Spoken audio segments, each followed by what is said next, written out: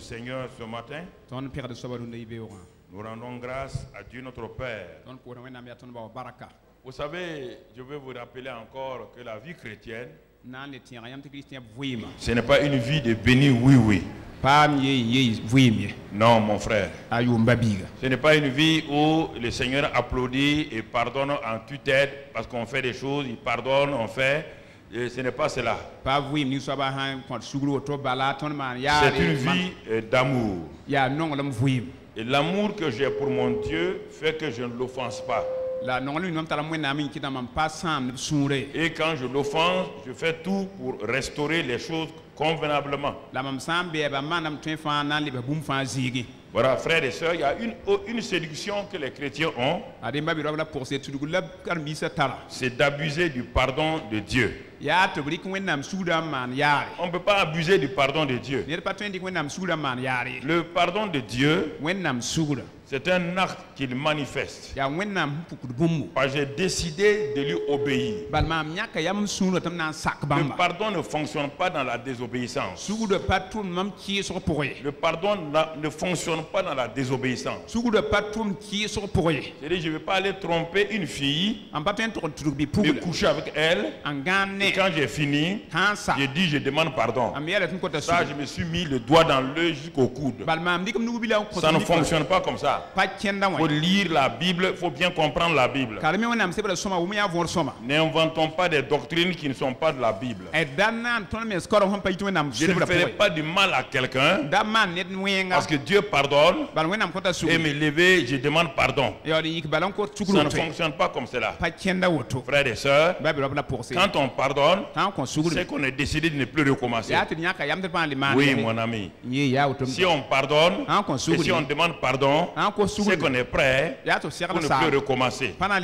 Et maintenant, si le péché me surprend, le péché peut me surprendre. Sinon, mon frère, je pêche volontairement. Pécher volontairement, c'est de s'asseoir, réfléchir, savoir que ce que je veux faire, je le sais que c'est mauvais. Je le fais pour demander pardon à Dieu. Ça, c'est une séduction. Il faut que vous soyez avertis de ça. Frères et sœurs, quand je prêche à tout le monde. Je ne prêche pas. Il y a des gens dont les péchés sont visibles, il y a des gens dont les péchés sont cachés. Ne vous inquiétez pas. Je connais mon affaire, Dieu me conduit. Maintenant, il y a des gens qui reçoivent de bons coups parce que leur péché est atroce. C'est normal.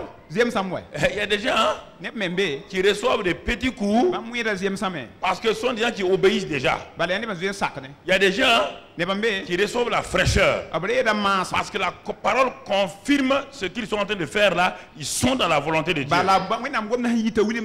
Mais la parole qui sort de la bouche, quand je prêche ici, ne peut pas laisser quelqu'un d'autre. Dieu dit, Dieu se définit dans sa parole, non pas dans nos pensées. Je ne peux pas dire, moi je crois quand même que Dieu est comme ça. Non, non, non. Qu'est-ce que Dieu dit? Qu'est-ce qu'il dit de lui? Il a une Bible là de plus de 2000 pages où il parle de lui-même. Il se présente. Il dit ce qu'il aime, ce qu'il n'aime pas. Moi je ne peux pas laisser tout ce livre là m'asseoir, dire que moi je pense que Dieu n'est pas comme ça. Où tu l'as eu? Dans quel passage tu l'as lu? Dans quel verset tu l'as lu? Il faut faire attention d'inventer une autre Bible. Une Bible de vos traditions, une Bible de vos pensées, une Bible parce que vous ne voulez pas obéir à la Bible. Vous mettez un autre livre à côté. Il est écrit dans le livre de Deutéronome que Dieu a dit de mettre le rouleau, ce que Dieu a donné à Moïse, dans l'arche. Mais à côté de l'arche là, il y a un autre livre des traditions. Mais Dieu a dit à Moïse, ne le mets pas dans l'arche. Car l'arche c'est le symbole de Jésus. Il n'y a que la parole qui est placée là-bas.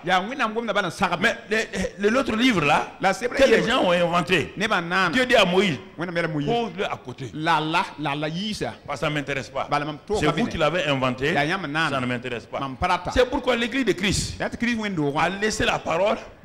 Et dans certaines parties de l'église, l'église, on a inventé des traditions. On dit l'église et les traditions. L'église n'a pas de tradition. L'église a la parole. Les traditions de l'église, ça n'existe pas. Les traditions d'une dénomination existent, mais pas les traditions de l'église.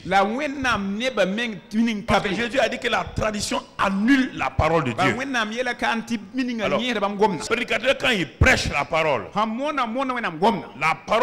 elle a deux tranchants, elle a une épée à deux tranchants.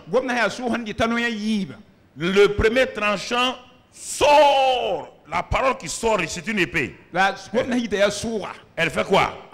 Elle travaille le prédicateur. Elle brise les liens du prédicateur. Et parfois, c'est avec douleur que le prédicateur prêche. Parce que lui-même, il sent la parole. Avant de l'envoyer chez quelqu'un, la parole travaille dans sa propre vie. Nous allons découvrir le thème du mois d'octobre. Puisque nous sommes au dernier dimanche. Ça, c'est important que tu comprennes. Tire seulement, mon frère. Outre neuve, vin nouveau, vie abondante.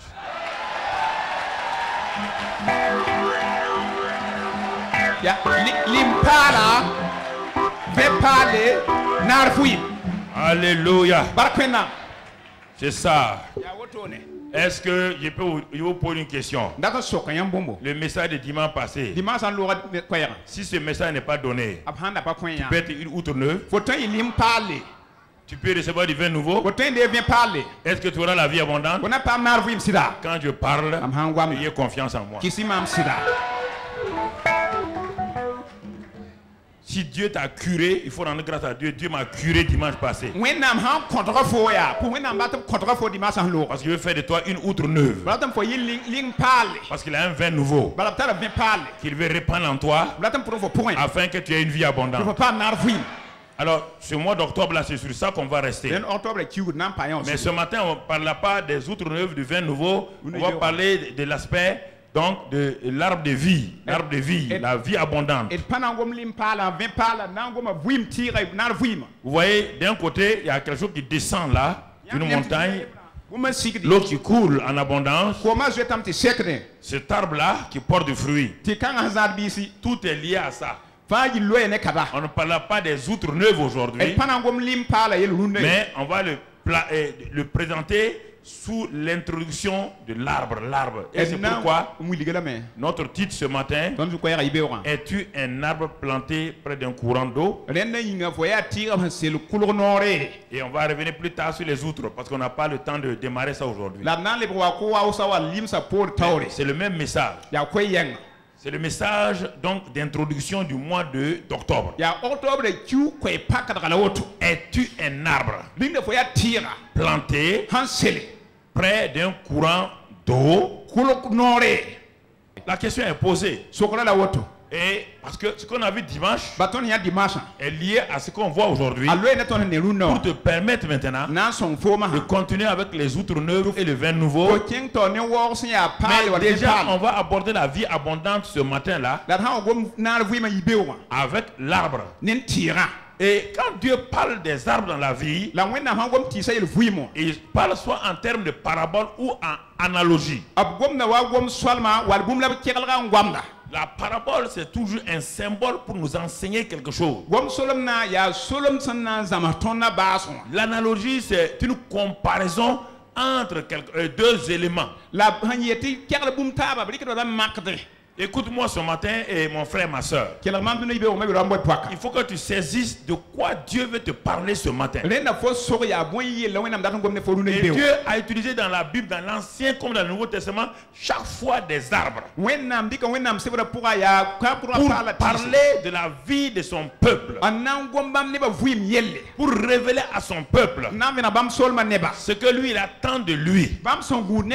Et c'est pourquoi ce matin on va aller directement au psaume 1, verset 1 à 3.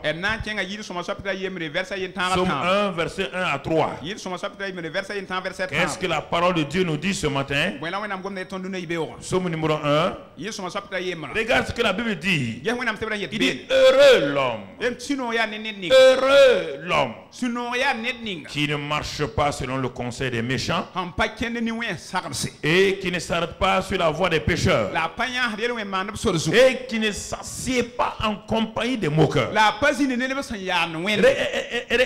Regardons d'abord le verset 1. Regarde comment Dieu nous décrit ce matin, mon frère. Dieu est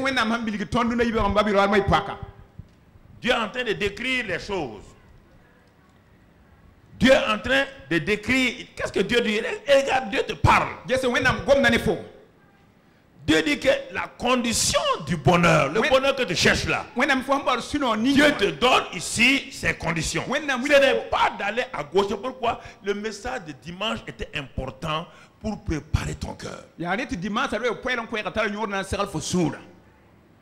Tout le monde veut le bonheur, les gens veulent le bonheur, ils veulent le bonheur, ils veulent le bonheur. Ils ne prennent pas le chemin du bonheur.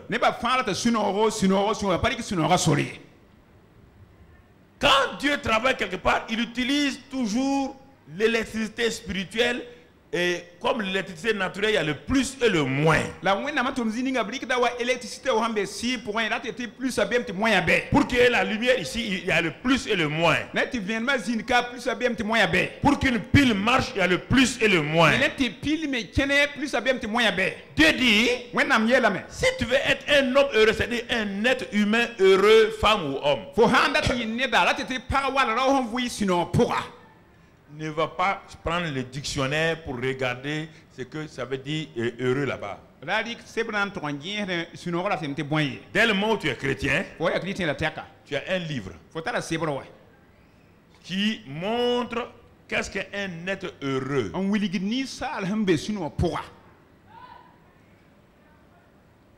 Il faut être sage. On ne lit pas la Bible, on médite la Bible. Et quand on médite la Bible et la parole de Dieu étant vivante, pénétrante, elle va commencer à pénétrer pour séparer âme et esprit, jointure et moelle. Frères et sœurs, c'est ce que j'ai connu dès que je me suis converti, et c'est pourquoi il y a plein de choses dont je me suis débarrassé rapidement. Donc, la Bible dit ici que l'élément négatif pour être heureux, avant de voir l'élément positif, c'est la combinaison des deux qui donne le vrai bonheur. La combinaison des deux. Si toi tu vois une pile, tu n'aimes pas le moins là, et tu changes, tu mets le plus là, tu mets dans ta torche, la torche ne marchera jamais. Jamais. Tu as une pile, mais elle ne fonctionnera pas.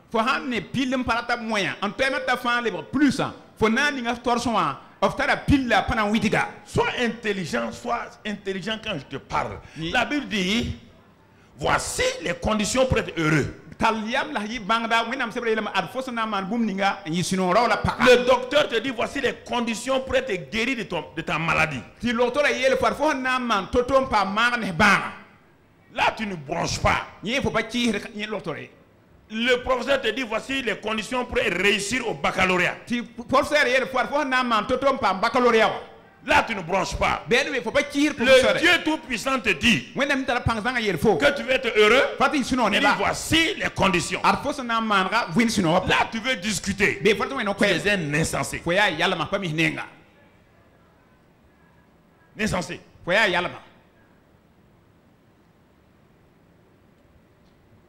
Il faut que nous commencions à nous réveiller. Tu ne peux pas déterminer les conditions de ton bonheur. Ce que tous les gens que tu vois dans le monde qui ont du bonheur là, quel bonheur? Pourquoi des grands milliardaires se suicident? Pourquoi des banquiers se pendent? Pourquoi les femmes de Hollywood, les stars de Hollywood se suicident régulièrement? Et pourtant, ils sont applaudi par tout le monde. Donc, ce n'est pas des bonheurs. Duni wana mbon sino pa sino ya bweti milliard damba ne tala ri gulu on weme ko parabi yiti ne sobe an leben to on verti men ki ya pa sino pas ne kumye. Dieu te dit, et me dit, mon fils, tu veux être heureux? Il dit oui. Il dit ouvre ma parole. Ouvre ma parole. Je l'ouvre. Au psaume 1, il me dit heureux. Tu seras heureux si tu ne marches pas selon le conseil des méchants.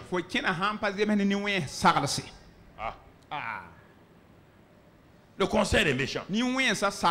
Les méchants ont un conseil. Ils ont un conseil d'administration.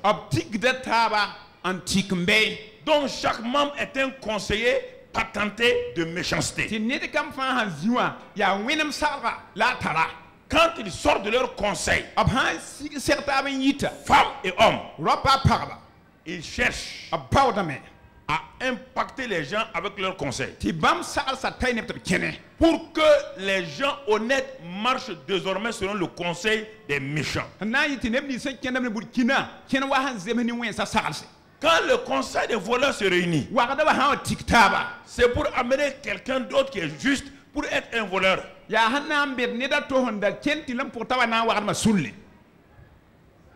Écoutez, qui ne marche pas, qui ne fonctionne pas, qui refuse de se soumettre au conseil des méchants, qui dit non aux méchants, qui donne dos aux méchants, qui dit je refuse. Il y a des méchants dans l'église, il y a des méchants au dehors.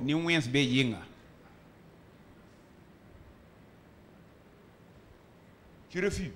Viens, on va s'asseoir. C'est quand tu es à l'église, là, est-ce que... je ne m'assois pas avec toi. Non, je refuse. Je ne marcherai pas avec toi. Mon ami, si tu me parles encore, je te dénonce, je vais aller voir le pasteur principal. Tu ne vas pas venir m'empoisonner ici. Moi, j'ai quitté le monde pour avoir et là encore, tu me poursuis. Tu veux me conseiller ici, dans l'église? Le conseil des méchants. Le méchant, c'est toute personne qui ne veut pas ton bien. Et il peut te présenter de bonnes choses, mais qui vont te faire du mal.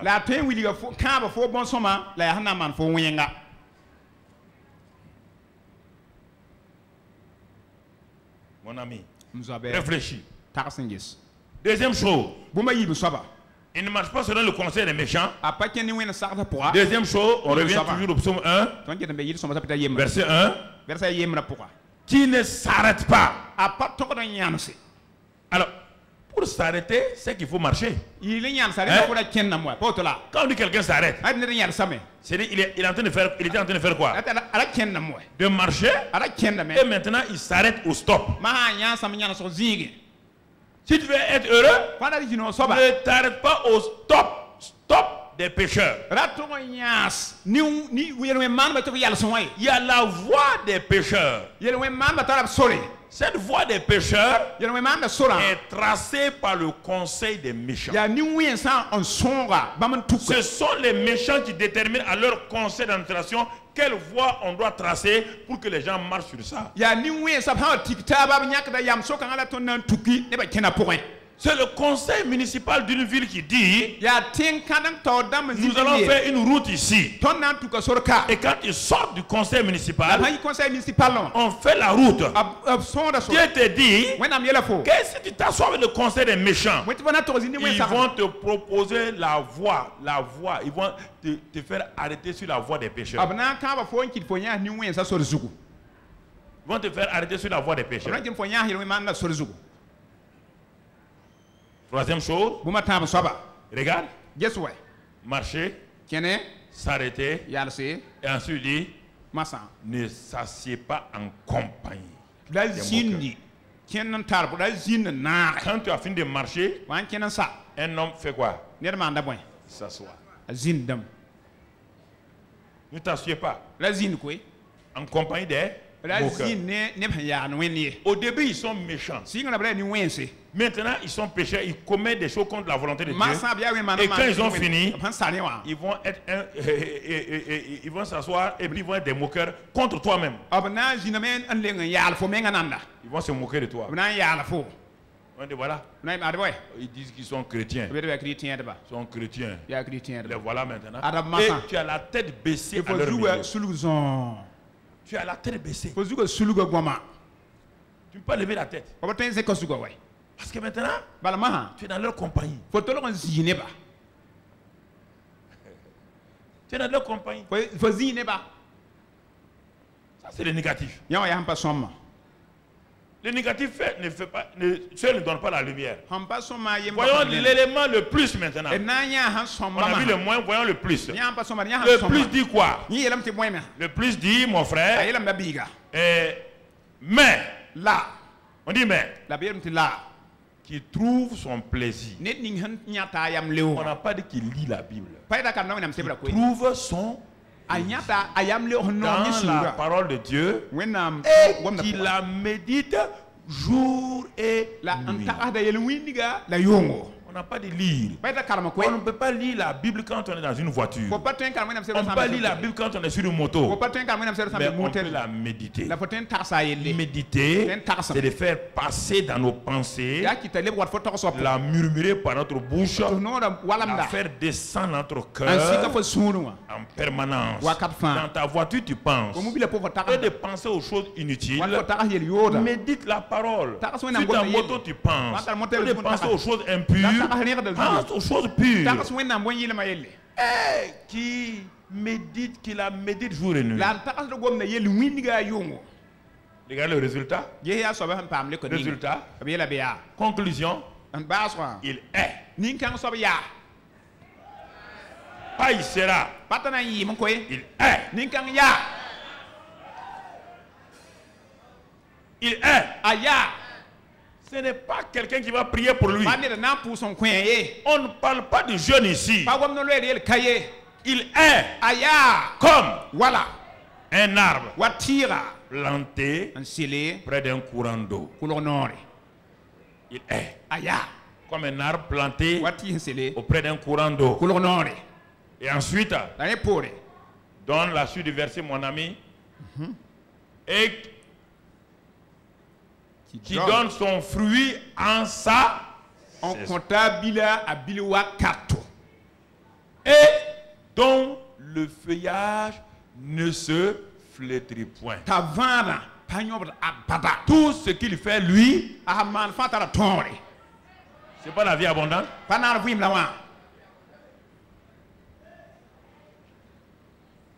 Qu'est-ce qu'il a dit? Il est un arbre planté. Tu as déjà vu un arbre bouger? Quand on le plante, il bouge. Alors pourquoi vous bougez? Pourquoi vous bougez? Vous bougez pour aller où? Vous vous laissez bouger par quoi?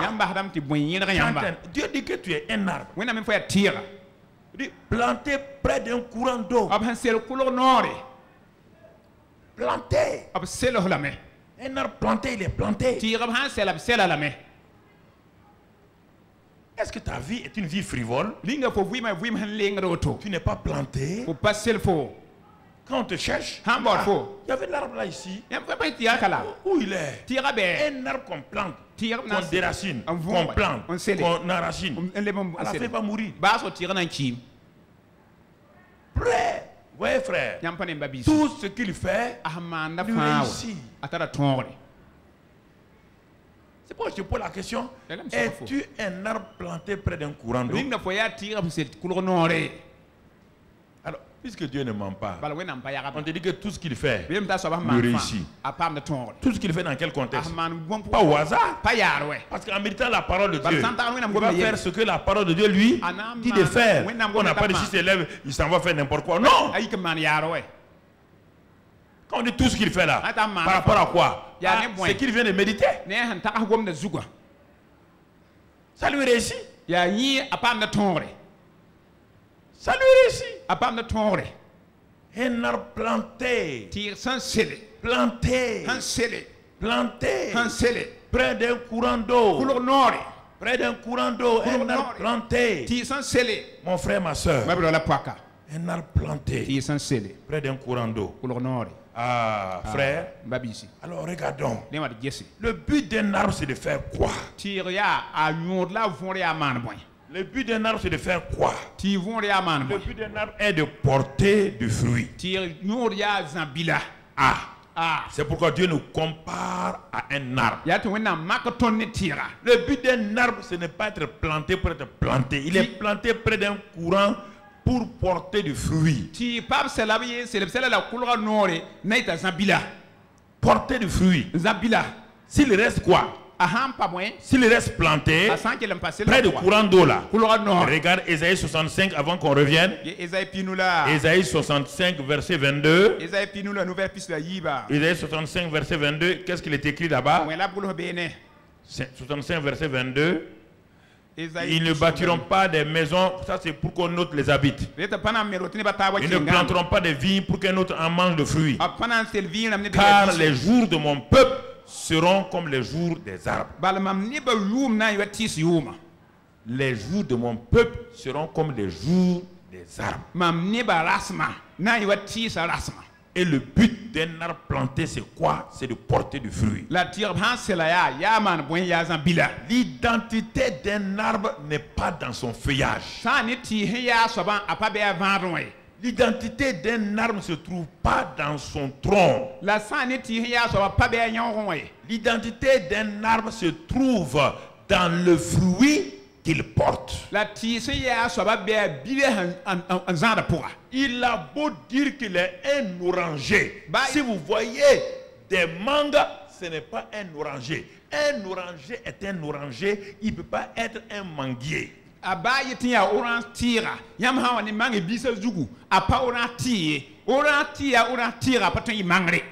Écoute-moi mon frère. Dieu te défie. Tu dis que tu es disciple de Jésus. Il dit, un disciple de Jésus regarde sa caractéristique.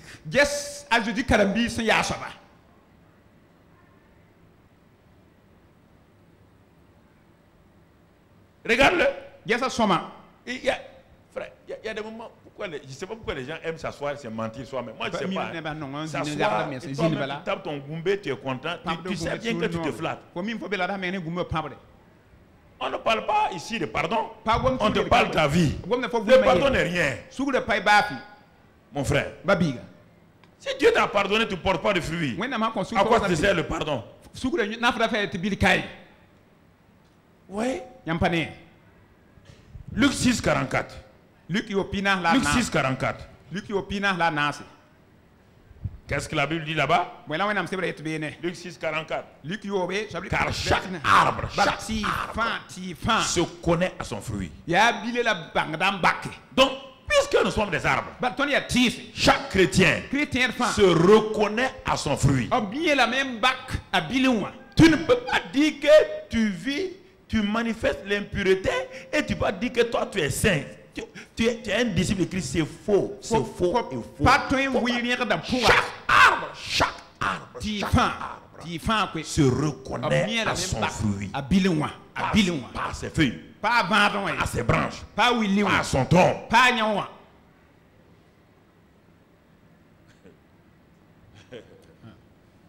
Chaque arbre se reconnaît à son fruit, Pas autre chose. Pas autre chose. Luc 13, verset 6. Luc 13, verset 6. Il dit aussi cette parabole. Un homme avait un figuier planté dans sa vigne. Il vint pour y chercher des feuilles. Il vient pour y chercher quoi? Ah bon, vaut mieux vous réveiller. Le Seigneur vient chercher de quoi dans ta vie? Des feuilles, des branches. On va voir, les feuilles ont une importance. Mais ce n'est pas ça qu'il vient chercher. Il avait un figuier planté dans sa vie, il vient pour chercher des fruits et il n'en tu vois point. Verset 7. Alors il dit au vigneron, voilà 3 ans que je viens chercher le fruit à ce figuier. Je n'en trouve point. Coupe-le. Pourquoi occupe-t-il la terre inutilement? Je ne vois pas la manifestation de la vie abondante dans ce figuier-là. Je ne vois pas. Je ne vois pas de fruits. Non, je ne vois pas de fruits. Ça fait 3 ans qu'il est chrétien. Il fait beaucoup d'activités. Il faut faire attention. Quand je dis aux gens de faire attention, il ne faut pas prendre les nouveaux convertis pour vous les faire. Si vous faites ça, vous allez les détruire. Parce que Satan va les détruire. Quelqu'un peut être bien dans le monde, quand il devient chrétien, il devient actif. Vous dites, on peut. Non. On va faire cette erreur-là. Vous allez détruire la personne. Tout arbre, on attend 3 ans. Quand on plante l'oranger, là, on attend combien d'années? Il y a un temps qu'on attend. Est-ce que tu plantes un arbre et tu veux le fruit tout de suite? Non. Il y a un cycle. Est-ce qu'on t'a dit qu'il a planté l'arbre et l'année prochaine il est venu?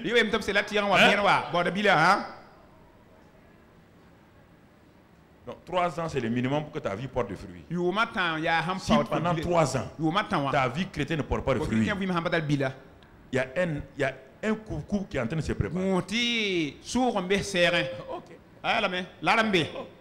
Parce que pourquoi?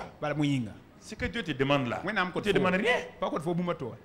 Sois planté près d'un courant d'eau. Tu t'es planté toi-même. C'est quelqu'un qui t'a planté. On dit reste près du courant.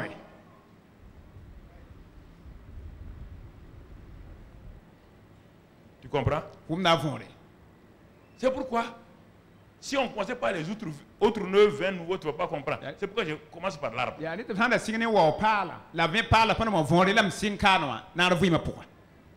Tu vois? Ce n'est pas une affaire de doctrine. Même le paysan, si mon père était vivant, il ne comprend rien. Si ça c'est ici, si je parle ça, il va dire, mon fils là, c'est ça même. Même le plus petit paysan comprend ce que je dis concernant les arbres. À moins que tu fasses semblant comme si tu ne comprends pas. Tu fais semblant, mais pas dire que tu ne comprends pas là, c'est faux. Tu fais semblant. Va prendre le plus petit burkinabé et agriculteur. Et il va expliquer, il va comprendre, il va te dire c'est ça même. Tu vois?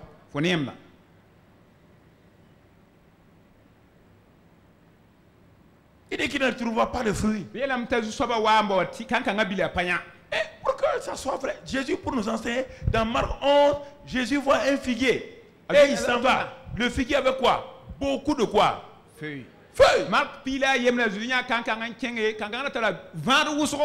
Les feuilles ont leur rôle, le fruit a son rôle. Quand il a vu beaucoup de feuilles là, il est parti. Parce que l'arbre, c'est figuier, est fait pour nourrir les gens. Il s'en va, il fouille, il ne voit aucun fruit.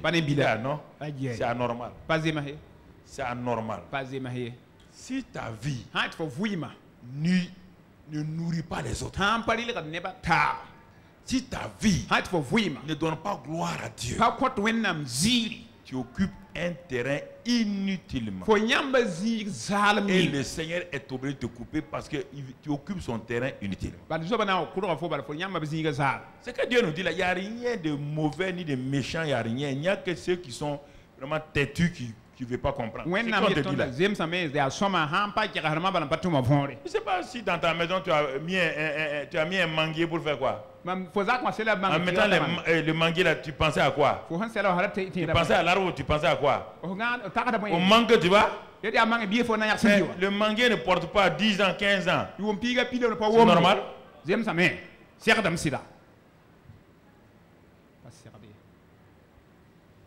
Jésus a dit, ah bon? Tu es un figuier, tu ne portes pas de fruits. Tu es inutile. Il dit que comme tu es inutile là, que plus Jésus, l'amour là, il nous apprend une chose. Lui-même qui est amour. Il est compassion. Il dit que plus jamais personne ne ment ton frère. Ça complète ce qu'on vient de voir Luc 6. Le Père a dit, il a dit au vigneron là, enlève le figuier. Le fils voit un figuier qui ne porte pas. Le fils aussi parle. Le Saint-Esprit aussi parle. Les trois sont d'accord sur les arbres. Le Père est d'accord. On voit l'exemple du Père avec Luc 6. On voit c'est ça. On voit l'exemple du Fils avec Marc 11. On voit l'exemple du Père dans tous les passages. On va le voir tout à l'heure là. Dans tous les passages. On ne plante pas un arbre pour planter. Regarde le but des arbres dans Genèse 1. Chaque arbre a été planté selon son aspect pour porter des fruits, pour donner gloire à Dieu. Donner gloire à Dieu.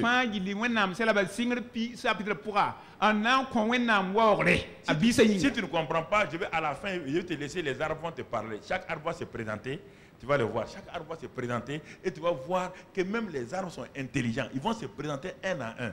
Le figuier, la vigne, chaque arbre va se présenter et va te donner une belle leçon ce matin pour que tu comprennes.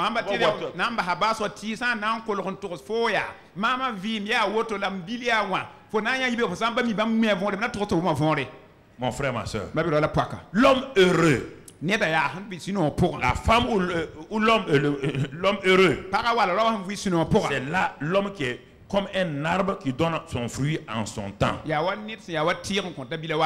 le feuillage ne se flétrit point. C'est ça l'homme heureux. Alors, c'est pourquoi l'arbre qui est planté ne bouge pas. Il ne va pas à gauche ou à droite. Non, mon frère. Il est plein d'un courant d'eau. Ses racines plongent et se nourrissent. On va voir l'importance des racines. Et donc, les racines plongent et puisent leur nourriture de cette eau-là.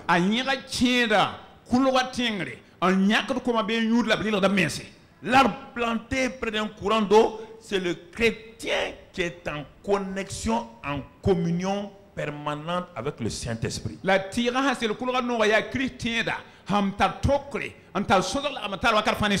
Le courant d'eau là, c'est le Saint-Esprit, l'eau de grâce du Saint-Esprit. C'est ça. Mon frère. C'est le Saint-Esprit. Ézéchiel 47, 12. Sur le torrent, sur ses bords de chaque côté, croîtront toutes sortes d'arbres fruitiers. D'arbres fruitiers. Leur feuillage ne se flétrira point, tu vois encore. Et leurs fruits n'auront point de fin. Ils mûriront tous les mois, parce que les eaux sortiront du torrent, du sanctuaire. Leurs fruits serviront de nourriture et leurs feuilles de remède. On commence à te parler des feuilles maintenant. Les fruits, c'est la nourriture. Le feuillage, c'est les médicaments pour guérir et tout. C'est les dons. Les dons. Quand Dieu vient dans un être humain, il ne cherche pas des dons. Les dons viennent de lui. C'est lui qui les communique. Il cherche pour voir s'il y a des fruits dans ta vie. Pas des dons spirituels. C'est pourquoi Jésus, si c'était les dons, Jésus n'allait pas maudire le figuier. On dit ah bon? Mais il a maudit le figuier avec son feuillage. Le feuillage la sert à des remèdes, mais il l'a maudit. Le but d'un arbre, ce n'est pas le feuillage, c'est le fruit. C'est ça qui est important. Jésus veut se nourrir de ta propre vie. Donc, Jésus qui est parti vers le figuier là, Jésus te dit, mon enfant, je t'ai planté là. ta communion avec le Saint-Esprit me nourrit moi-même spirituellement, me permet d'être satisfait, d'être dans la joie. C'est ça la nourriture que tu donnes à Jésus toi-même. La Jésus a dit il faut vuima, il tam yambiga, faut l'aramantara de su son na no mam sura, il am dita, ya yon la zuiba faut pour. Jésus peut se nourrir de toi. Tu as une nourriture. Faut ya il va du tendi faut. Ah. Alléluia. Jésus. Ah, Jésus. Il a faim. Comment t'as? Il a faim. Comment t'as Jésus? C'est toi qui le nourris. Là, il faut dire de bamba. Son corps qui est sur la terre, c'est toi qui nourris son corps. Si Jésus vient en toi, il veut nourrir son peuple par le fruit de ta vie, qui est l'amour, la joie, la paix, tout le fruit de l'Esprit Saint. Il ne trouve rien. Il dit, mais tu fais quoi ici? J'ai des dons, je guéris les gens. Tout le monde guérit les gens. Les médecins guérissent les gens. Tout le monde guérit les gens. Tout le monde. Tu comprends? Il faut mettre les choses qu'il faut à la place qu'il faut. Si vous les mettez en dehors, vous créez des problèmes. Si vous mettez le wagon avant la locomotive, vous créez problème. Si vous mettez la charrue avant les bœufs, vous créez des problèmes. Il dit, ouais, Ézéchiel 47 là. Apocalypse 22, verset 1 et 2. Toute la Bible est remplie de l'analogie des arbres avec les hommes. Apocalypse 22, verset 1 et 2. Qu'est-ce qu'il est écrit là-bas? Il me montra un fleuve d'eau de la vie, limpide comme du cristal, qui sortait du trône de Dieu de l'agneau. Vous voyez l'eau du Saint-Esprit. Oui, limpide. L'eau de la vie. Mais c'est pourquoi? Pourquoi l'eau la sort? L'eau a un but. Il y a un but. Verset 2. Au milieu de la place de la ville et sur les deux bords du fleuve, il y avait un arbre de vie. Eau de vie, arbre de vie. L'eau de vie ne peut pas donner la vie à un arbre mort. L'eau de vie, l'eau vive. Les fleuves d'eau vive qui jaillissent ont pour but d'arroser ta vie pour que ta vie porte de fruits. Regardons. Et il y avait un arbre de vie produisant 12 fois de fruits, rendant son fruit chaque mois, et dont les feuilles servaient à la guérison des nations. On parle de fruits, on parle de feuilles. Mais toujours le fruit avant les feuilles. Est-ce que ta vie porte de fruits?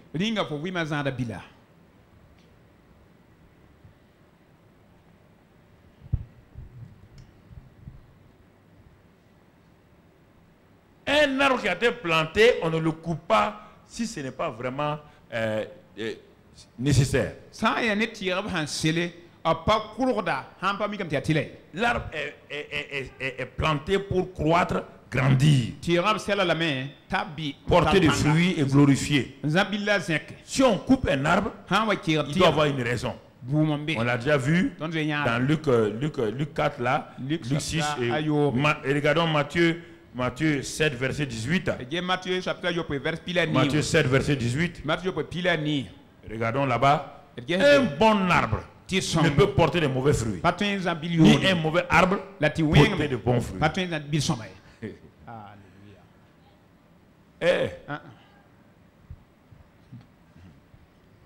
On te dit qu'on reconnaît l'arbre à quoi?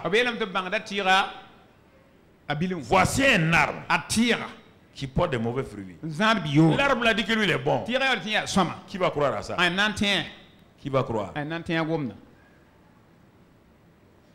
Aucun mauvais arbre C'est une des lois que Dieu a appelées. Aucun mauvais arbre ne peut porter de bons fruits. Aucun bon arbre ne peut porter de mauvais fruits. Regarde ta vie. Parce que quand je te parle là, ce n'est pas par rapport à moi. Hein. Regarde ta vie et regarde la Bible, ce que la Bible dit. Et tu seras étonné. Tu seras étonné. Le christianisme aujourd'hui est devenu artificiel. Il y a des temps où on proclame des bénédictions. Il y a des moments où non, on va en profondeur.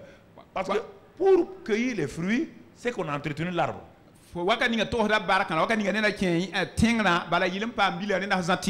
que Dieu est là pour vous bénir, alors qu'aucune de ces bénédictions n'ira au ciel? C'est ce que votre vie porte là qui va aller au ciel. Donc on combine les messages. Une maman qui laisse son enfant manger tout le temps des chocolats, des sucreries. Non seulement l'enfant aura des dents pourries, il va se créer des diabète avant. Et un prédicateur qui passe son temps à cajoler les gens, on dit il faut les cajoler, sinon tu vas les décourager. Donc quand c'est découragé, ils vont se décourager.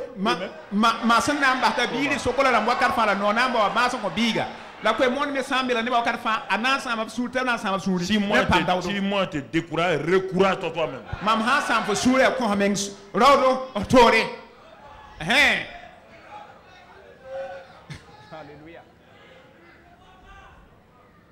Alléluia.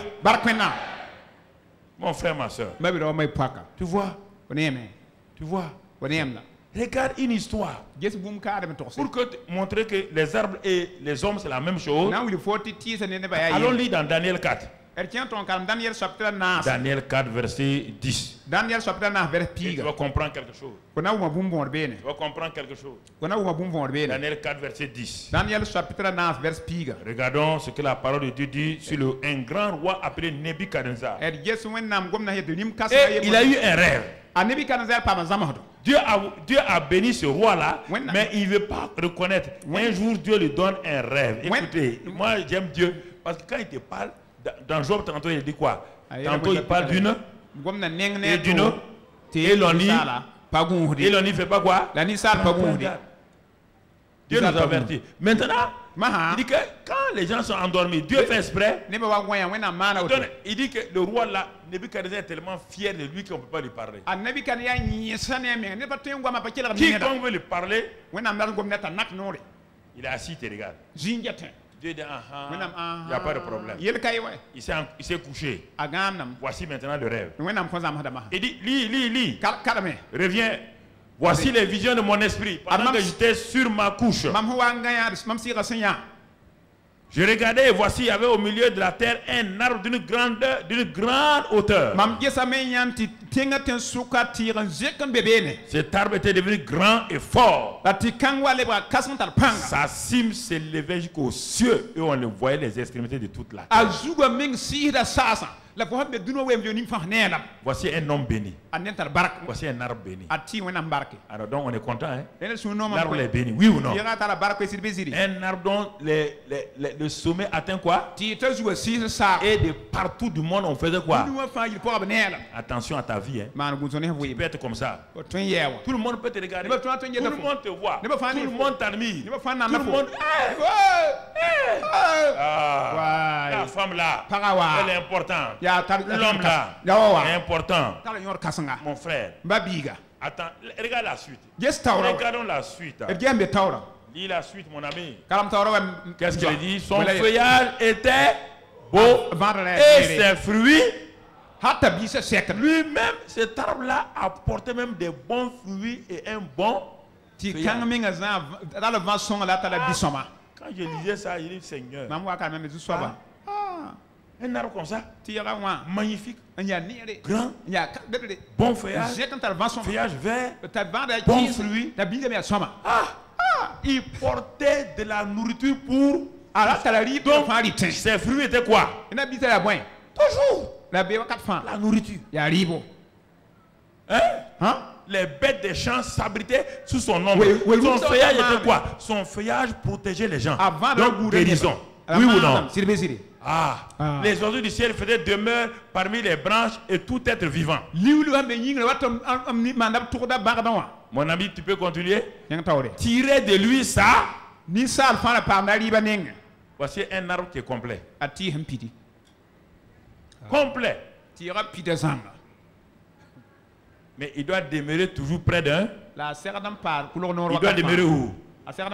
Pour continuer à apporter des fruits, il doit demeurer où?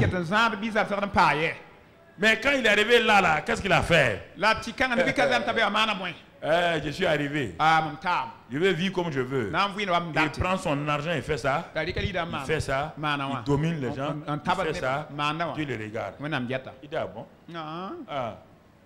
Ah bon? Nebuchadnezzar. C'est comme ça. Allons à la suite. Allons à la suite.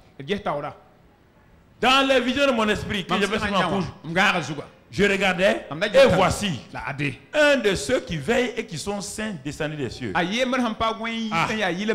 dit qu'il y a quelqu'un qui veille, non? Il veille sur la vie de qui? Des hommes. Donc actuellement, au ciel, il y a quelqu'un qui veille sur toi et qui va faire le compte rendu. Il ne faut pas te presser. Ceux qui veillent là, il est monté. Il est monté. Et c'est Nebuchadnezzar qui voit tout ça. La suite, mon ami, la suite. Il cria avec force et parla ainsi. Abattez l'arbre et coupez ses branches. Secouez le feuillage. Dispersez les fruits. Que les bêtes fuient de dessous. Et les oiseaux du milieu de ses branches. Continue, mon frère. Mais laissez en terre le tronc où se trouvent les racines et liez-le avec des chaînes de fer et d'airain parmi l'herbe des champs, pour qu'il soit trempé de la rosée du ciel et qu'il ait comme les bêtes l'herbe de la terre pour nourriture. L'herbe de la terre pour nourriture. Mon ami, la suite. Son cœur d'homme lui sera ôté et un cœur de bête lui sera donné et 7 ans passeront sur lui. Oh Dieu. Ah bon? Un bon arbre comme ça? Oui. Ah bon? C'est possible? Oui. Orgueil.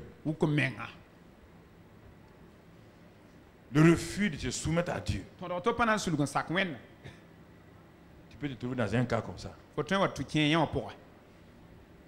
Un cas comme ça. Frère. Effectivement, il a appelé Daniel. Daniel lui a dit, oh roi, l'arbre là, c'est toi. Tout arbre que vous voyez dans votre vie, dans votre rêve là, regardez-le bien. Levez-vous, regardez votre vie.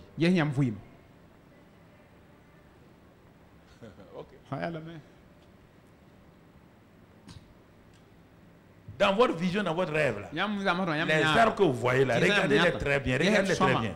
Regardez-les. Levez-vous, regardez votre vie. Dieu va vous parler. Les arbres sont la meilleure analogie entre la vie d'un homme et donc et ce que Dieu veut.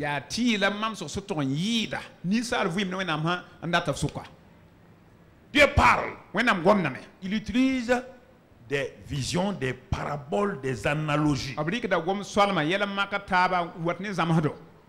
Eliou l'a dit à Job et à ses amis. Il dit, vous voyez, Dieu parle. Mais on n'y prend point garde.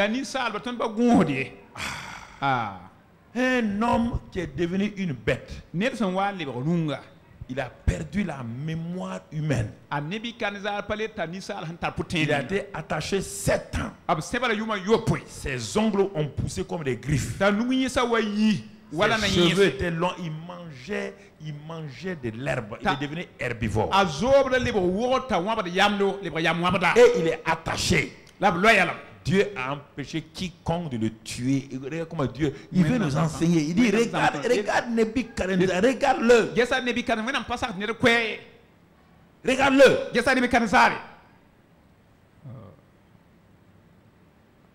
Toute personne qui passait, non, c'est pas le grand roi Le grand roi irakien, c'est ça. Le grand roi de l'Irak, c'est ça. C'est ce grand roi-là qui est devenu comme ça. Oh Seigneur. Un homme que tu as béni comme ça, qui est comme ça. Seigneur, sauve ma vie. Sauve ma vie.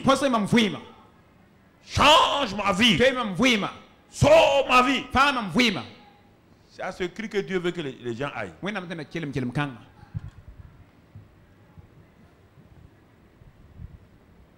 C'est là.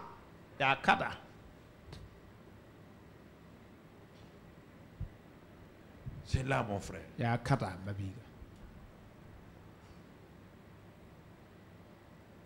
Et quand la volonté de Dieu a été accomplie, Nebuchadnezzar va redevenir normal. Automatiquement, il change. Il n'y a pas d'aujourd'hui que tout le monde entier adore ce Dieu-là. Qu'il lui obéisse. C'est lui le vrai Dieu. Il a le pouvoir sur les hommes. Il a le pouvoir sur la vie des gens. C'est ça.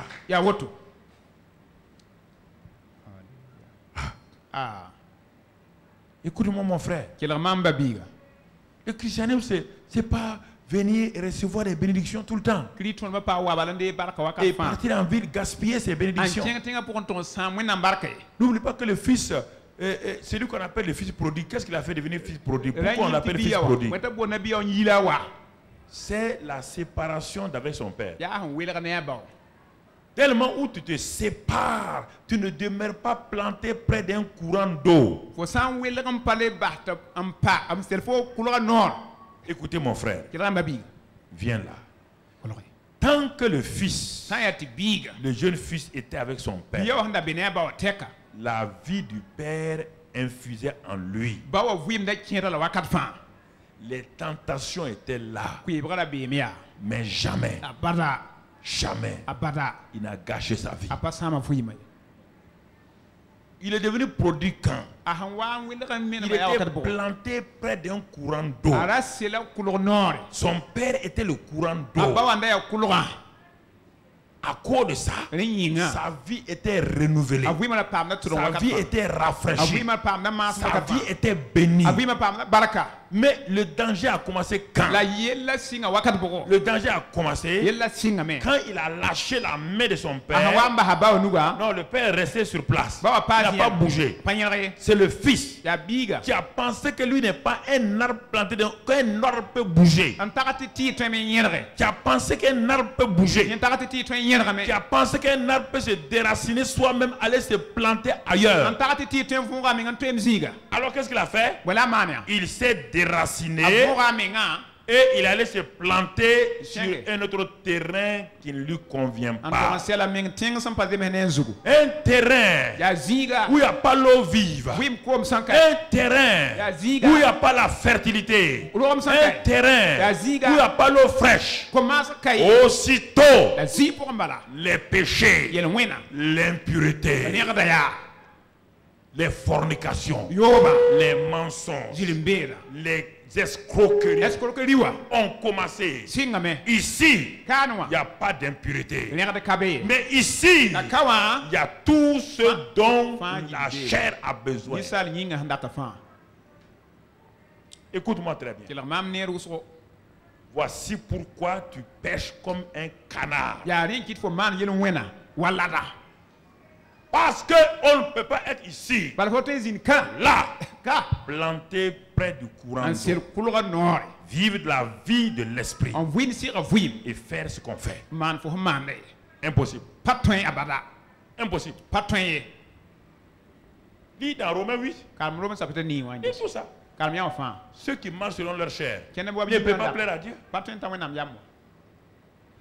Le ruisseau ne bouge pas. Est-ce que le ruisseau a bougé? Si tu veux la vie abondante, il faut que tu quittes ici. Ce ne sont pas les péchés. C'est parce qu'il s'est séparé. C'est parce que Adam s'est séparé de Dieu. Dès que Adam s'est séparé, tous les péchés étaient possibles. Tout. la mort, le meurtre, l'avortement, les mensonges. Parce qu'il était ici. Mon frère, ma soeur, regarde où tu es. Tu es planté là. Là où Dieu t'a planté là. Quand Dieu t'a fait, tu es converti là. Dieu t'a planté en Jésus. Et aujourd'hui tu es devenu autonome, indépendant.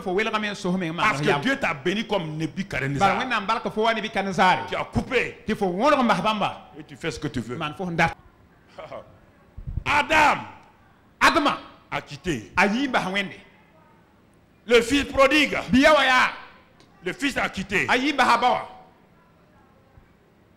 Quand tu quittes, quand tu te sépares de cette eau-là, tu vas boire une autre eau qui ne donne pas la vie. Tu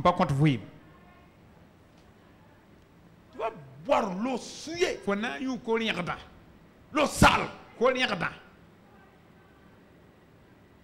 lieu d'être identifié à un arbre, il est identifié à un porc. Maintenant, il est en communion avec les porcs. Il a analysé sa situation. Il a dit, c'est pas normal. Un homme de ma dimension, Nebuchadnezzar, le plus grand roi que le monde ait jamais connu. Si ce n'est pas Salomon, le plus grand roi, était là. Les gens remuaient la tête. En train de manger des herbes. Et on l'a attaché comme un bouc. Et il tourne seulement. Il mange l'herbe. Puis il s'assoit. Il digère comme les animaux. Nebuchadnezzar. Le fils comme Nebuchadnezzar était là.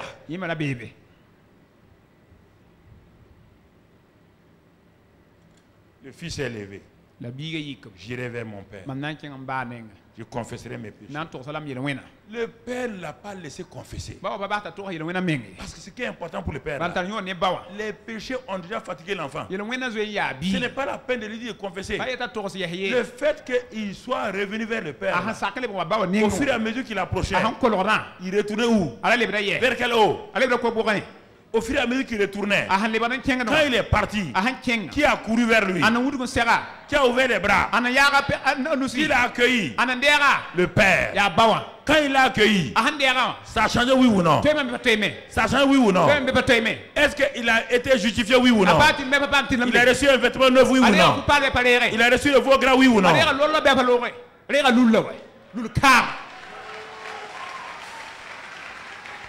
Est-ce qu'il a continué à marcher, à vivre comme les porcs? Est-ce qu'on peut retourner à papa vivre comme les porcs? Faut arrêter. Faut arrêter, jeunes gens. Ne vous trompez pas. Ne nous séduisons pas. Si on vit comme des porcs, on est loin de Dieu. On ne peut pas vivre en Christ, enraciné en Christ et vivre la vie qu'on mène. Non. Non, non, non. Tu peux me dire le contraire. Non. Non, mon frère. Faut pas, la vie chrétienne, ce n'est pas votre vie. Hein. Ce n'est pas vous qui l'avez inventé.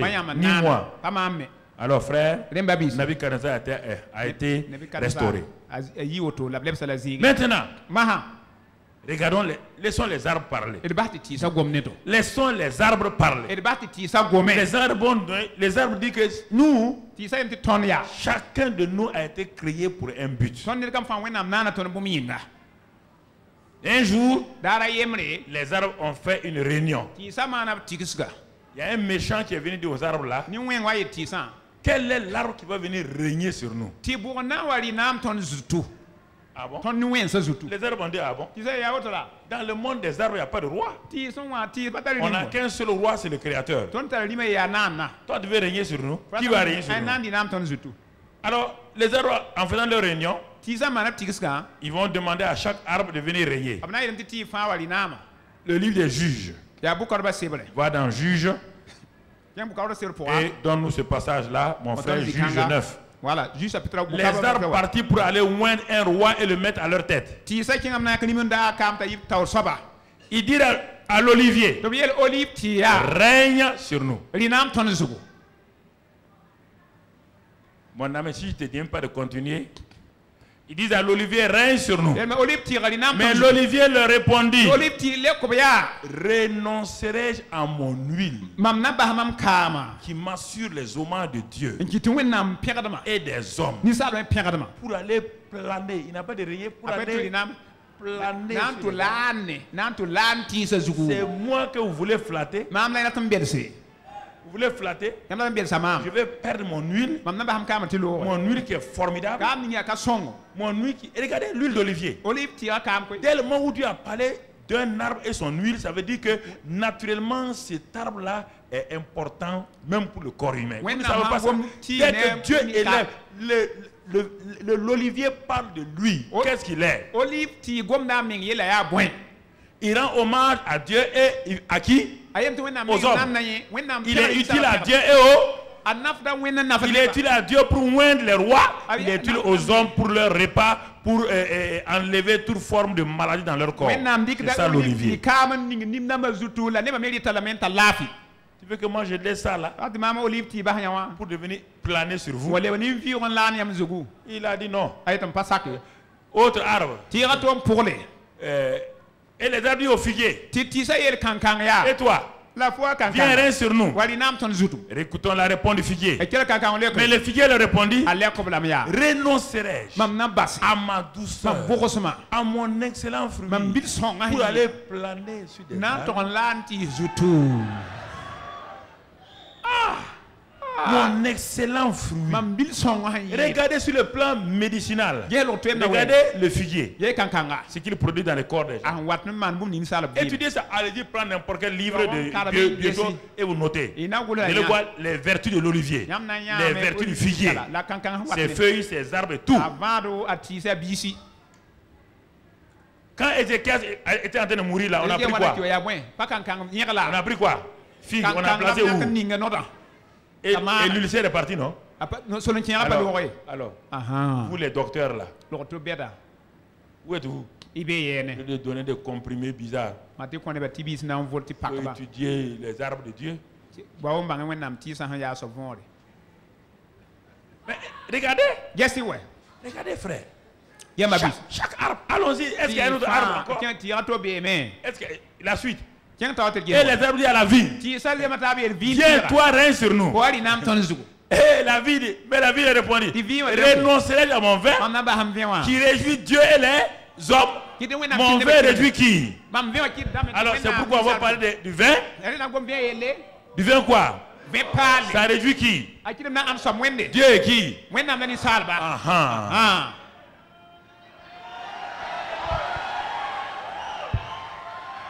J'ai fait parler les arbres. Va prendre encore un livre sur la vigne, le vin. Regarde tous les avantages. Va voir, va prendre. Et tu dis ça. Quand la parole de Dieu parle, il faut parler. Hein? Voilà. Bon.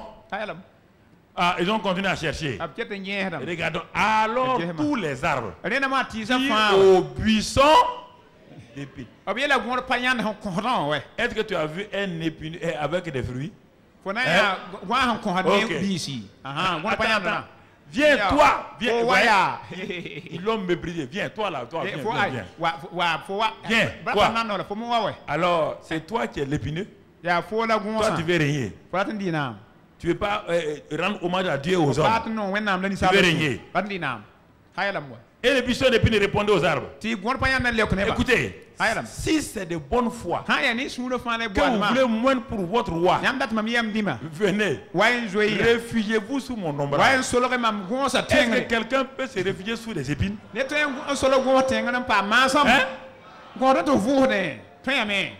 pas fini. Sinon, un feu sortira du buisson d'épines et dévorera les cèdres du Liban. Seigneur, les arbres ont parlé. Et tout ça, c'est analogie avec les hommes. Donc parmi nous, il y a vigne, il y a figuier, il y a quoi? Olivier. Il y a aussi quoi? Buisson d'épines. un chrétien, sa vie est un buisson d'épines. C'est problème. Si c'est une femme, son mari a problème. Sur le lit, pique. Si c'est un homme, ça c'est terrible. Si c'est un homme, il met son ombrage sur sa femme, ses enfants. Et il met le feu sur eux. Il met sur eux le feu. Regarde. Si tu vois une femme, elle n'est pas heureuse, son mari est un buisson d'épines. Si son mari est une vigne, il va faire quoi? La joie? Oui ou non? La vigne dit quoi? Qu'elle réjouit le cœur de qui? De Dieu et des... Alors, si tu es un olivier, si tu es marié olivier, tu fais quoi? Si tu es marié figuier, tu fais quoi? Mais si la femme est triste, elle est malheureuse, tout le temps c'est des pleurs, le mari là, c'est un arbre à épines. C'est un épineux. Les arbres nous ont jugés. Ah oui. Quelle est la racine de ta vie et on va terminer. Racine de ta vie. Je vais les lire simplement. Apocalypse 22, 16. Tout ça, on n'a pas parlé des racines, on n'a parlé des feuilles, on a parlé des fruits. Regardons la racine. Moi, Jésus, j'ai envoyé mon ange pour vous attester ces choses dans les églises. Je suis le rejeton et la postérité de David, l'étoile brillante du matin. Il dit, je suis la racine. En grec, je suis la racine. Romains 11, verset 16. Romains 11, verset 16. Romains 11, verset 16. Or, si les prémices sont saintes, la masse l'est aussi. Et si la racine est sainte, les branches le sont aussi. Donc, nos racines, pour être un arbre de vie, il faut, ça commence par les racines. Il dit, si les racines là sont saintes, c'est pourquoi j'ai parlé dimanche passé de la sainteté. C'est pourquoi j'ai commencé par le fruit, les branches, les arbres et non pas la racine. Maintenant, je termine par là. Si les racines sont saintes, le fruit sera saint, les branches seront saintes, tout sera saint dans l'arbre. Ce que la Bible dit. Ensuite, Colossiens 2, verset 6. Quelle est cette racine-là? Ainsi donc, comme vous avez reçu le Seigneur Jésus-Christ, marchez en lui, verset 7, étant enraciné et fondé en lui. Donc, qui est votre racine? C'est Christ ma racine. C'est pourquoi, vous voyez bien, c'est Christ ma racine. Et cette racine-là est en relation avec le Saint-Esprit. Et maintenant, Christ et le Saint-Esprit, les deux réunis, commencent à produire dans ma vie le fruit de l'Esprit. Et je commence à porter du fruit. Mon feuillage, les dons spirituels sont là. Mon fruit, le fruit de l'Esprit est là. C'est ça. Regardez comment ça se marie. Vous voulez que je saute le message du dimanche, venez vous prêcher, vous allez comprendre. Un homme qui est déjà dans l'impureté ne va pas comprendre mon message. La racine, c'est ça. La racine, c'est ça. Quel privilège vous avez. Privilège d'entendre ce que les gens veulent entendre et qu'ils ne l'entendent pas. Qu'ils n'entendent pas. Mais ça semble être quelque chose. Mon ami, c'est dommage. Tu vois, Colossiens 2, 6, 7. Bon, Éphésiens 3, 17. Éphésiens 3, c'est ça, dans vos cœurs. En sorte que Christ habite dans vos cœurs par la foi, afin qu'étant enraciné et fondé dans l'amour. Quand vous êtes enraciné en Christ, vous êtes enraciné dans quoi? Dans l'amour. À la racine, Christ est l'amour. C'est pourquoi au sommet vous allez voir quoi? Vous allez voir quoi aussi? L'amour. Ou bien? Vous allez voir l'amour. L'amour n'est pas quelque chose qui vient accidentellement. Parce que la racine est amour Christ. Lié au Saint-Esprit qui répand l'amour dans vos racines. Alors le fruit que vous allez porter, Galates 5, 22, c'est quoi? Le premier fruit, c'est quoi? L'amour. L'amour. La racine est un amour. Le fruit sera quoi? Les dons seront quoi? Amour. C'est tellement logique. Logique. Frères et sœurs.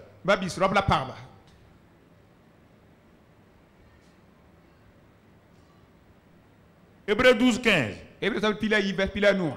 Mais attention maintenant. Mais l'arbre. Ou la personne qui marche selon le conseil des méchants. Hébreux 12, 15, quelle sera sa racine? Veillez à ce que nul ne se prive de la grâce de Dieu. À ce qu'aucune racine d'amertume poussant des rejetons. La racine aussi produit quoi? Des fruits, des rejetons. Ça veut dire des fruits de quoi? Quand tu es enraciné dans l'amertume, tu vas produire quel fruit? Fruit de l'amertume. Et tu vas troubler qui? Tout le monde autour de toi. Tu troubles tout le monde autour de toi parce que tu es mal enraciné. Tu murmures pourquoi? C'est moi qui souffre ici. Personne ne m'aime. Ta racine là, c'est l'amertume. C'est l'amertume. Si c'est Christ, c'est l'amour. Si c'est autre chose, c'est l'amertume. C'est pas fini. 1 Timothée 6:10. 1 Timothée 6:10. Car l'amour de l'argent est une racine de tous les maux.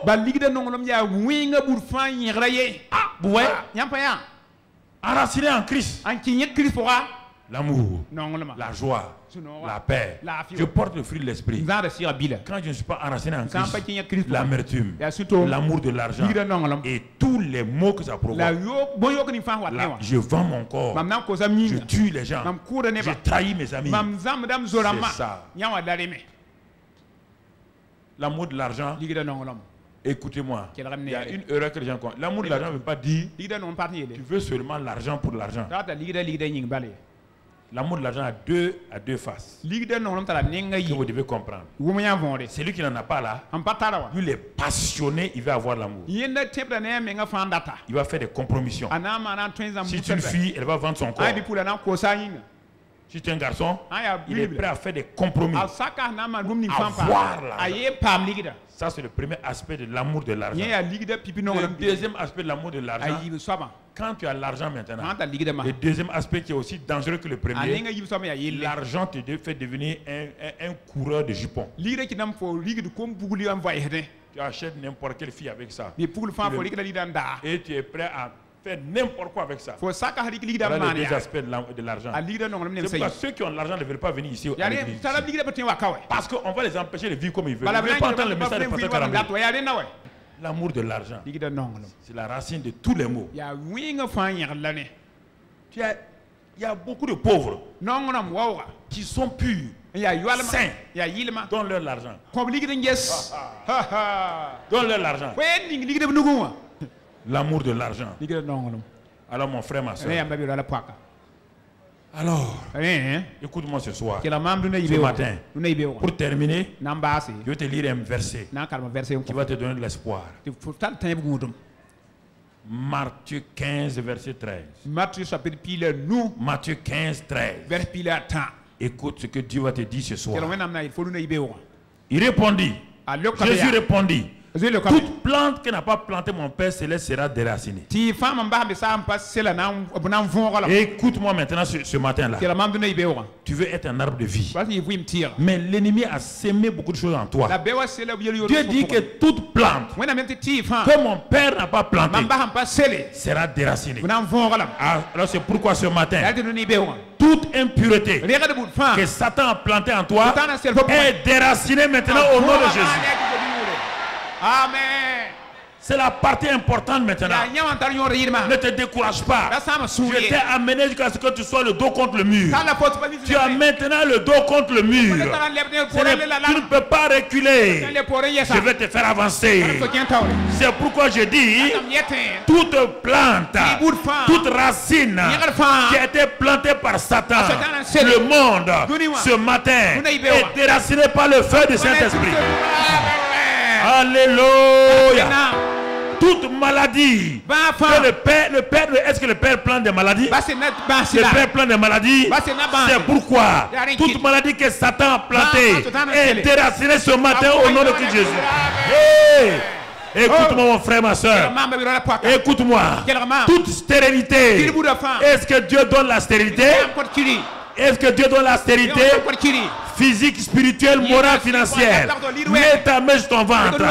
Je dis maintenant, la stérilité est une plante. Ce matin, elle est déracinée au nom de Christ Jésus. La stérilité est déracinée au nom de Christ Jésus. Détruite au nom de Christ Jésus. À partir de maintenant, ta vie porte du fruit en abondance. Ton feuillage est vert au nom de Christ Jésus. Les dons spirituels sont sur toi au nom de Christ Jésus. Le fruit de l'esprit est sur toi au nom de Christ Jésus. Toute plante que mon père n'a pas plantée, les plantations de la faillite, de l'échec dans ta vie, je proclame ce matin, elles sont arrêtées au nom de Christ Jésus. Arrêtez au nom de Christ Jésus. Ta faillite est arrêtée. Ton échec est arrêté. Ta pauvreté est arrêtée ce matin. Toute plante d'impureté que le Père n'a pas plantée, cette plante est déracinée par le feu du Saint-Esprit. Ce matin, mon frère, tu es comme le cèdre du Liban. Tu es comme le palmier qui grandit, qui porte du fruit. Ce matin, élève ta voix d'abord et remercie le Père. Je suis un arbre nouveau. Je suis enraciné en Christ Jésus. Je suis enraciné en Christ Jésus. Je vais porter du fruit à ta gloire. Je vais porter du fruit à ta gloire.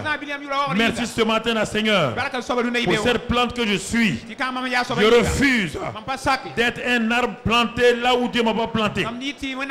Seigneur, je suis un arbre de vie, lié à l'arbre de vie. Seigneur, je veux porter la vie abondante. Je veux glorifier ton nom. À partir de ce matin-là, Seigneur, je détruis moi-même toute plante que le Père n'a pas plantée en moi.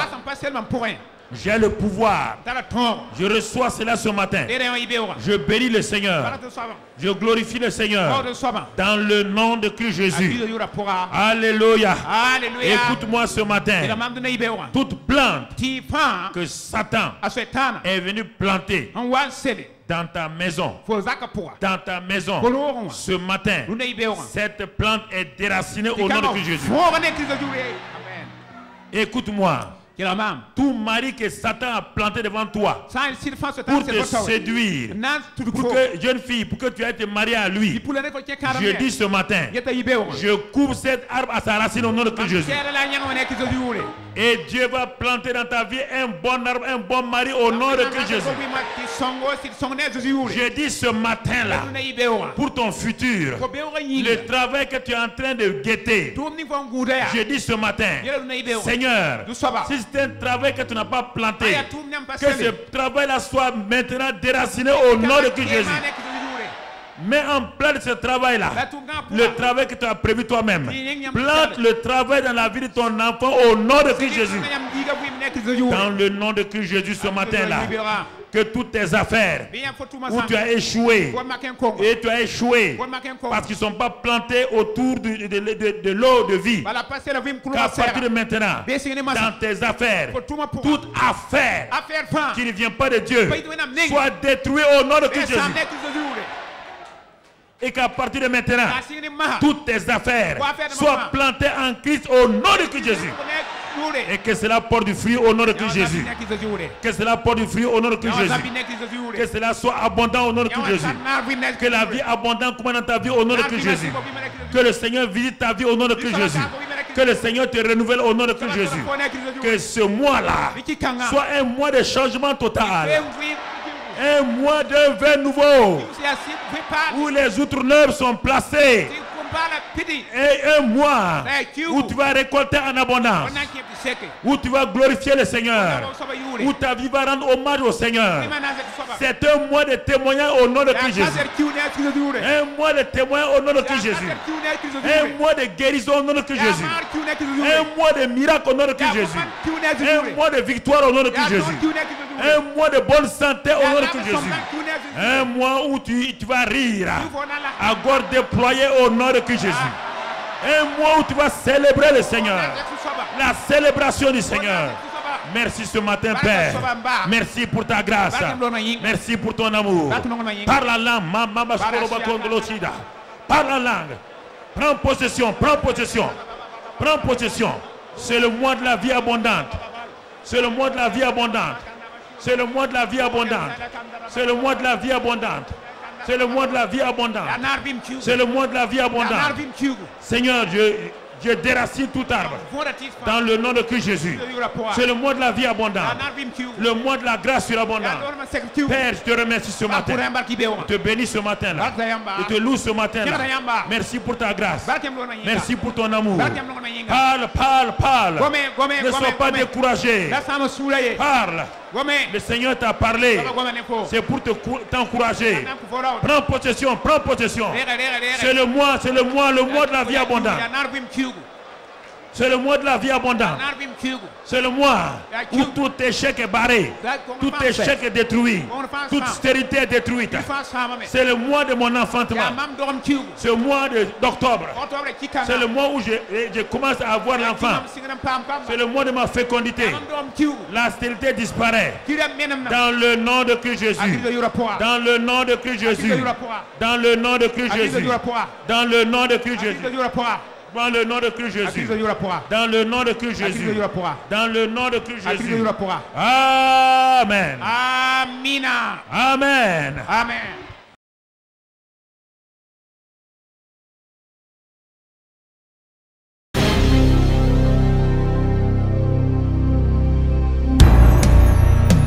Je déclare que le soleil qui se lève demain, c'est une nouvelle phase dans ta vie au nom de Jésus.